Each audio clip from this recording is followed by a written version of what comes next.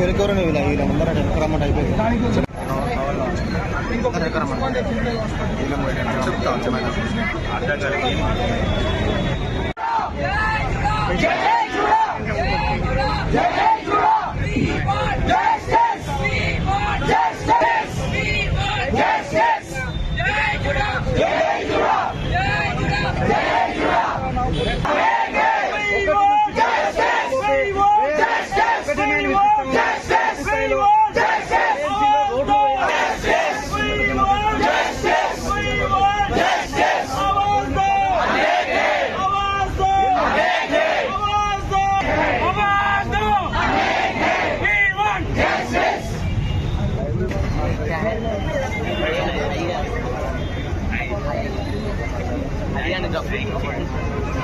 Right.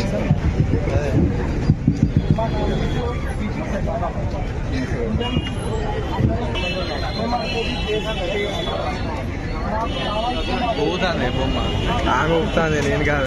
మేము 19వ తారీఖు గవర్నమెంట్కి నోటీసులు ఇచ్చిన తర్వాత పలు రకాల నిరసనలు తెలిపి మాకు ఇక ఇంకో ఆప్షన్ లేక ఈ సమ్మెకు 24వ తారీఖు దిగాము. ఈ రోజు మన finance minister and health minister ఒకటి రిలీజ్ చేశారు, బడ్జెట్ హెల్త్ డిపార్ట్మెంట్కి ఇచ్చామంటూ. అందులో అది జిమ్మికు మాత్రమే. అసలు మాకు కావాల్సింది ప్రాపర్ జీవో. అంటే ఇప్పుడు ప్రతి నెల మేము స్టైఫండ్ వచ్చేటప్పుడు మా కాలేజ్లో మేమే ఫాలో అప్ చేసుకోవాలి, డిఎంఈ ఆఫీస్లో మేమే ఫాలో అప్ చేసుకోవాలి, ఆఖరికి ఫైనాన్స్ డిపార్ట్మెంట్ సెక్రటరియట్కి వెళ్ళి కూడా మేమే క్లియర్ చేయించుకోవాలి. ఇది ఇలా అయితేనే మాకు 2 కానీ 3 నెలలకు స్టైఫండ్ వస్తుంది. సేమ్ ప్రాసెస్ బడ్జెట్ తీసుకొచ్చి యాడ్ చేశారు, కానీ ప్రాసెస్ మాత్రం మారలేదు. ఆ బడ్జెట్ ఉన్నా కూడా మళ్ళీ సేమ్ ప్రాసెస్ మళ్ళీ 2-3 నెలలు అయితే గవర్నమెంట్ అప్రూవల్ కోసం మళ్ళీ మేము వెళ్లాల్సిందే. ఇది కరెక్ట్ అయింది కాదు. నెక్స్ట్ బడ్జెట్ అంటూ అన్ని కాలేజీలకు సంబంధించి రిలీజ్ చేశారు, పారామెడికల్, నర్సింగ్ అండ్ మెడికల్ అని. మాకు మెయిన్ కావాల్సింది మా ఉస్మానియా బిల్డింగ్. ఆ బిల్డింగ్లో ఎప్పుడు కూలిపోతుందో తెలియదు. ఇది మెయిన్గా ప్రజల కోసమే. అక్కడ ఉండే ఇన్ఫెక్షన్ రేటు మన ఉండే అన్ని హాస్పిటల్ కన్నా ఎక్కువ ఉంది. ఇప్పుడు ఒకసారి వర్షాలు స్టార్ట్ అయితే అక్కడ ఇన్ఫెక్షన్ రేటు మనం తట్టుకోలేము. పనిచేస్తున్న డాక్టర్లకు కూడా ఇన్ఫెక్షన్స్ వస్తాయి. నెక్స్ట్ మన కేఎంసీ రోడ్స్కి వెళ్తే ఆల్రెడీ 2 days బ్యాక్ కూడా యాక్సిడెంట్ జరిగింది. దీనికి సరైన జీవో ఆర్ఎండ్బి నుంచి కానీ ఎక్కడి నుంచి ఫండ్స్ రిలీజ్ అవుతున్నాయి, అవి రోడ్ ఎప్పటి నుంచి స్టార్ట్ చేస్తారో అవి వచ్చే వరకు మా సమయం మేము విరమించాం. ఇలానే మేము మొత్తం ఈ రోజు వరకు ఓపీసే బైకౌట్ చేస్తాం.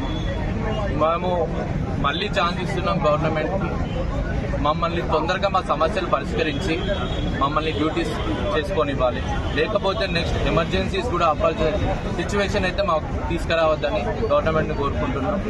ఈ మా ఏదైతే 8 డిమాండ్లు ఉన్నాయో అందులో 8లో 2 డిమాండ్లు మాత్రమే మా జీతాల గురించి ఉన్నాయి. మిగతా 6 డిమాండ్లు అన్ని పబ్లిక్ గురించి.